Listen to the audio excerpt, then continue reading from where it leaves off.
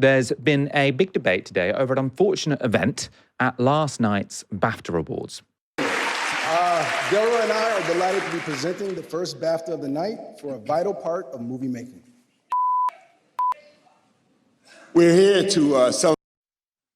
So that was the actors Michael B. Jordan and Delroy Lindo being heckled at last night's BAFTA Awards. I say heckled, having a word shouted at them. Now, the word we bleeped out was the N-word being shouted from the audience.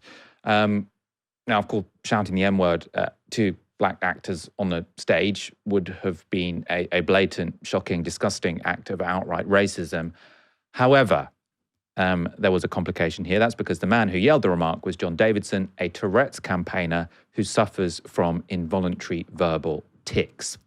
Now, Davidson was at the awards ceremony because he's the subject of a new biopic called I Swear, which won quite a few awards at the ceremony.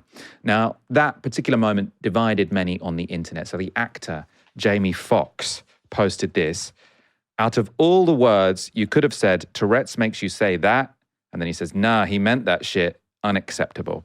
Now, there were quite a lot of comments of this sort saying, yeah, Tourette's, sure, he's got to shout something, but why did he shout that? Clearly, that's sort of showing us what's really in his soul. Now, that is a complete misunderstanding of how Tourette's works. As far as I understand, you are specifically saying the thing that you, in a way, don't want to say. So it's sort of the involuntary blurting out of what would often be the most inappropriate thing to say in that context. So the fact he's saying that, it's not a surprise. Right, that you definitely cannot say he meant that shit when someone suffers from Tourette's. Like, that's just a misunderstanding of what's going on here. Someone with a more thoughtful take, though, was Hannah Beachler. She's an Oscar-winning American production designer who worked on the film Sinners, which was also up for many awards. She said this, I keep trying to write about what happened at the BAFTAs and I can't find the words. The situation is almost impossible. But it happened 3 times that night, the N-word being shouted. And one of the 3 times was directed at myself on the way to dinner after the show, and a 3rd time at a black woman. I understand and deeply know why this is an impossible situation. I know we must handle this with grace and continue to push through. But what made the situation worse was the throwaway apology of if you were offended. So that was the host, Alan Cummings, I think, sort of said, sorry if you were offended, but someone has Tourette's, so that's why this has happened. And Hannah Beachler thinks that was sort of dismissive of how hurtful it might have been to be on stage and have that word shouted at you, even if the person who shouted it is in no way to blame. Very complicated. If there was a straightforward failure, though, one was from the BAFTAs, and that was by not speaking properly to the actors who'd faced the slurs. So Delroy Lindo, one of the men on stage, he said that he wished someone from BAFTA had spoken to them both afterwards, which clearly implies no one had spoken to them to sort of say, well, this is why this happened. I hope you're okay. The BBC also came under fire for not editing out the slur.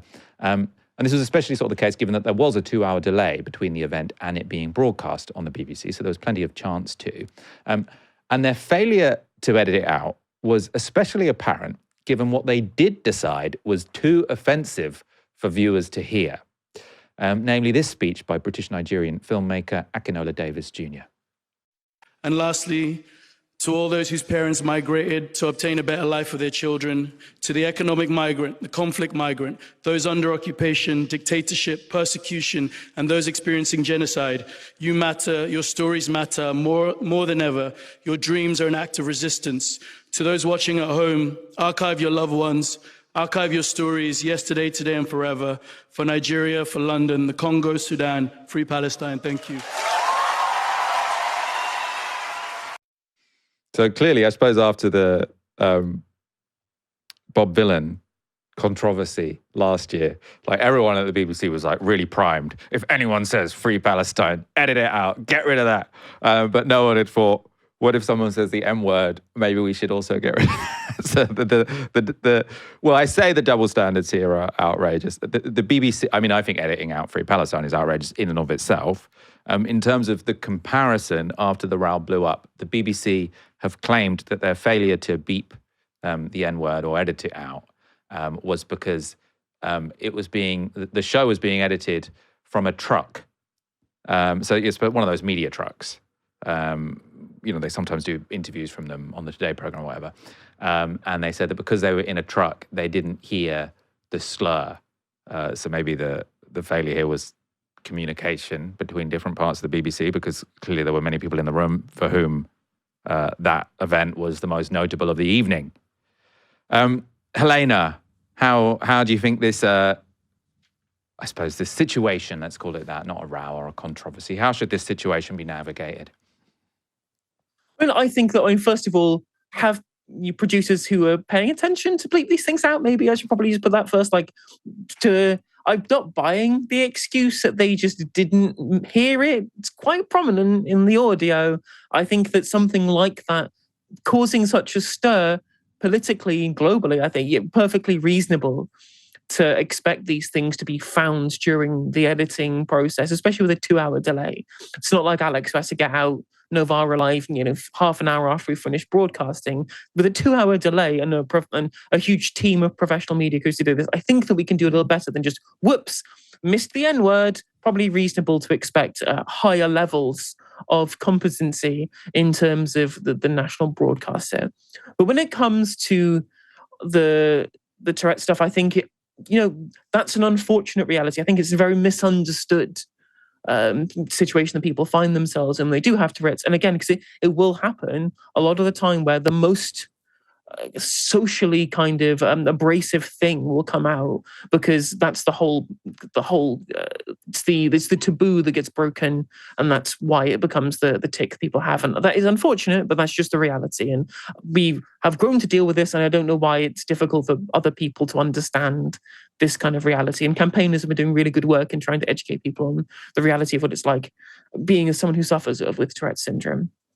In regards to the fact that they edited out an entire segment talking about occupation, talking about what's happening globally, and talking about Palestine, shows you that, the BBC is concerned about how it is perceived in the media around, I think, given the kind of people who are pretty brazen in their attacks on the BBC. We've seen the cancel the licence fee to fund the BBC campaign going absolutely haywire around the kind of right-wing media circus, and it's picking up some actual traction now that Reform UK are being a really kind of strong moment in the political scene.